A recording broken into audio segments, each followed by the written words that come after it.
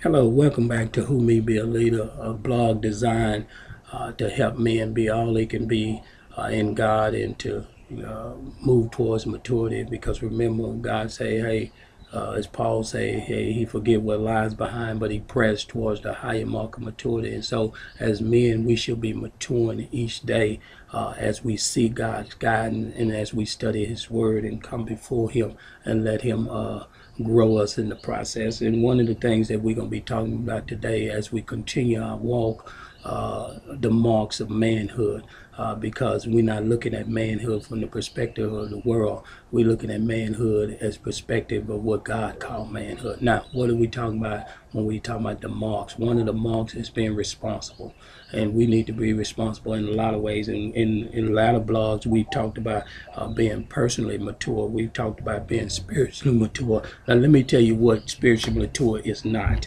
Spiritually mature is not knowing a lot. Just because a man know a lot, that don't mean he mature. Being highly placed in a church hierarchy. We're not talking about those people who know how to quote the word and dissect it and all that. That's don't call maturity. Going to church service every week, that don't make a man mature. And I think that's one of the things that we've been fooled a lot on, is because we see those type of activities. And then not only that, being high ranked as a minister, that don't make a person mature. And being a great preacher, that don't make a man mature. The fact is maturity has to do with responsibility that a man is doing in accordance to what he's responsible for. And God has left us with some great responsibility, men. If you're married, then you're responsible for a family. And even if you're a single man, you're responsible for yourself. If you're a child of God, then you need to be walking in the courts. And today we're going to deal with economic maturity, because the fact is that we need to be able to know how to, number one, hold a job, and we need to know how to handle our money. And God is calling us to be responsible in both of those aspects. Now, how do a man keep a job? Number one is that he need to be responsible. What I mean by being responsible on the job, meaning that he need to be on time, he need to get the job done in a proficient fashion, and then he need to walk in a way that's pleasing to God while he on the job. Matter of fact, in Proverbs he say, commit your works unto the Lord. Work as though you're working for the Lord, and don't worry about anything else and let God do the rest. Because one of the things that I continue to tell folks, no matter how we look at it, we still need God's favor. So what a man needs to do, be on time, get the job done, and then he need to walk in a way that's pleasing to God. Now, handling your money, because we got some women that say men are very immature when it come down to money, because we can be those big spenders. We can spend money we don't have. You got men that love a lot of toys and stuff like that. Now, this is the thing. This is what I call an immature man. A man that goes out and buys something and put his family in a snare because that's what he wants.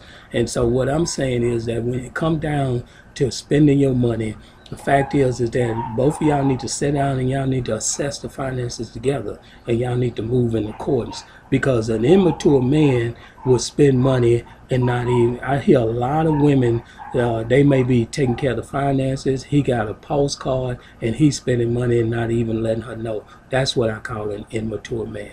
Because the fact is that you should know your condition and you should spend accordingly. Now, the other thing is, by being responsible with your money, is that you pay your tithes. Because the fact is, it's not that God needs your money. It's the fact is, what you're doing in everything you do, you give God the worship. And you're talking, you're walking, how you speaking, the whole thing, even with your finances, with your fund, whatever it is that you have, it all belongs to God. And God just want to see your faithfulness and you giving back in your tithes and offering. And so what I would say, that if you're not at that point of giving that, then you need to get there. You need to give what's due to God. Because one of the things that I've learned about money is that the IRS is not going to wait for you to give them their money. They're going to come in and take it. So God is not that kind of God. God is a God that allow you to make decisions. And so what I would say is decide to give back to God.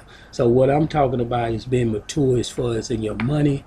God is calling you to do that. Being mature as far as in your job and taking care of your family. Now, let's talk about the responsibility of a man when it come down to him being taking care of his family, holding the job. The fact is that you should never move from one job to the next till you first discussed it with your spouse, and then y'all okay with it, and then you move from one segment to the next. And as far as vocation and stuff like that, you want to get into something that's going to take care of your family and be responsible in that aspect. And not only that, when you come down to you spending your money wisely, we both need to know where the money is going. So today, that's what we have for you. We talked about that, and then when we fail to do that as young men, because most young men, we got a big population of young men, and when they fail to not get what God wants them to do, then you see stuff like slothfulness, laziness, and carelessness as far as in their maturity as far as handling money. See, one of the things that men, when we have to teach our young men when they're growing is this, because whatever we teach them in that home is what they're going to see when they get out there. And this is what I'm saying when I say that. If I allow my son to spend carelessly while he at home, say for instance my son is living at home, he's working a job, do I allow him to just freely spend his money? No. What I need to do is I need to govern his money. And how do I govern his money? First and foremost, make sure he pays his tithe, and then give him some responsibility. If he's driving a car, then maybe make him pay, for his gas, pay for, cell phones and, and insurance or whatnot. But you give him responsibility so he can get used to responsibility. Because one of the things that I've always told my son, whatever I teach you in here is what you're going to need when you get out there. I'm just not teaching you things just to teach you. You're going to run into this stuff when you get out there, and you're going to need to know how to be responsible as a young man.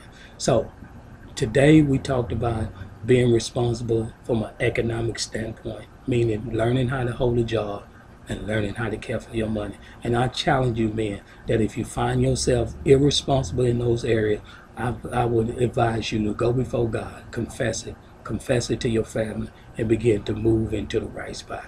Hey, may God bless you and keep you as our prayer. And the next time we get together, we're going to be talking about physical maturity, and I hope to see you again. And remember, a life unexamined is not a life worth living. God bless you.